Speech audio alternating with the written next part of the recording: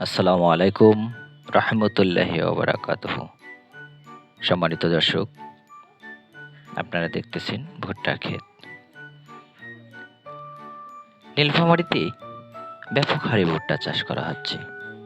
বিশেষ করে নীলফামারী যে ইউনিয়নগুলো আছে, সেই ইউনিয়নগুলোতে ব্যাপক হারে ভুট্টা চাষ করা হচ্ছে।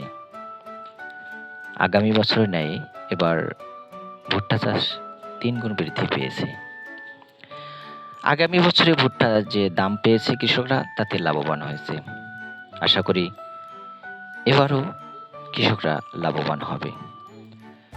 এবারে যদি ভুট্টা চাষে কৃষকরা লাভবান হয়, ইনশাল্লাহ আগামীতে আরও বৃদ্ধি করার চেষ্টা করবে।